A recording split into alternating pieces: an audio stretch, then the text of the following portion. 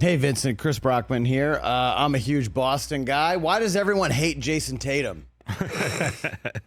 Why does everybody from Boston think everybody hates them? He's It is the the most most- he amazing thinks that thing. everybody hates everybody. And So he is just the most disrespected superstar that we have in this league, maybe in all of sports. All of sports. That is a hot take of hot takes. I like it. I think to some degree, Chris, Jayson Tatum keeps people at a distance. Like there's this magnetic quality that Anthony Edwards has that he brings you in and you embrace him and you're able to see sort of the youthful exuberance. Jayson Tatum is a basketball player and a father. I don't know if there's that many more layers to him. And the other part of it is we've seen Jayson Tatum from the point that he was 17 or 18 years old when he, didn't have that gray hair. Remember that? Remember he had the low haircut and we were like, man, this dude looks like a little kid. No beard, close crop. As a man who just learned to grow a beard in his 30s, I am jealous of a man who can grow a full beard in his 20s and still have a nice hairline. You know what I mean? But I think with Tatum's game, it isn't as explosive or as dynamic. Like he fashions Kobe Bryant as being like his spirit animal, but Jayson Tatum is 6'10", and he's athletic enough, but he doesn't have like that flashy game that draws people in. And let's be honest here, the Celtics have wet the bed more than a few times. Ooh, bring it, Vincent. Let's go. In playoff games. So with their, I'm a single man. I have trust issues. I would have trust issues with the Boston Celtics if I was a fan of their franchise. Well, he also can't lean on 1987 forever. He also had 51 in a Game 7. Nobody else can really say that in NBA history. I'm just saying he's back-to-back first-team All-NBAs, but no one ever talks about him as an MVP favorite, the leader of it's just, I just want it to end.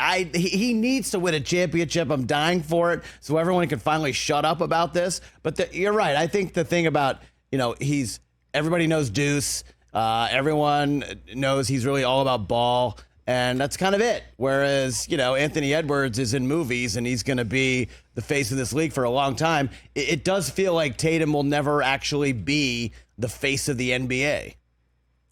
Well, he can be something better. He can be a champion, right? Mm-hmm. Like if you're a Boston Celtics fan, this has to be the year where you're looking around and you're saying there's no Philadelphia, there's no Milwaukee, there's no Miami boogeymen to worry about. You're looking at this Final Four and you're saying we're the most experienced team. Yep. We're maybe the most talented team, and we have the expectation to win. We expect it to be here. I'm not sure the other three teams in the conference finals can say we expect to be here at this stage on May 20th in the conference finals with designs on going deeper. If the Celtics, I'm going to ask you this question. If the Celtics don't win a title this year. Yes, whatever you're about to say is yes. It'll never happen. If they don't win. No, not that. Oh, okay. I thought that's where you're going. I mean, it may be. I'm from Detroit, so I revel in Celtic misery. You know what I mean? But just from a journalistic standpoint, right? You've had Jayson Tatum and Jaylen Brown there. You've had three different head coaches. You've had Kyrie Irving there. You've had Isaiah Thomas, the smaller one. Yep. You've had Marcus Smart.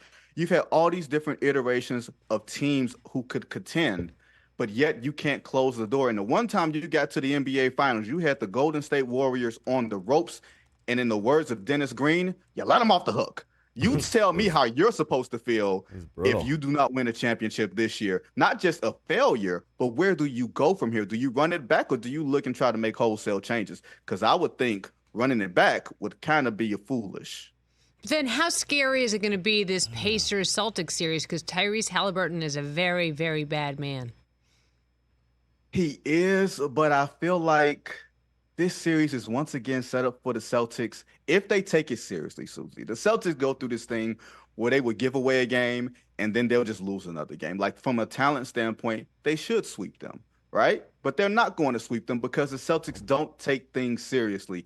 And if there's one team that can handle Tyrese Haliburton and the pace that he plays at and the speed, it would be guys like Jrue Holiday and Derek White and Jaylen Brown. They all have the size, they all have the speed, they are all switchable, that they can actually defend him without getting in a whole lot of foul trouble, with still being able to keep the pace up and to do defense better than the Pacers do defense. If you're looking at this roster man to man, I would tell you that the Celtics should sweep this team but I don't think they will sweep this team. I think they will get to the finals and they'll get an adequate amount of rest. But I think this is not a series for the Celtics to play with their food just because the Indiana Pacers aren't the Knicks or the Bucks or the Heat. Okay, so you're saying, I think you're reading between the lines, Celtics, Mavs, correct?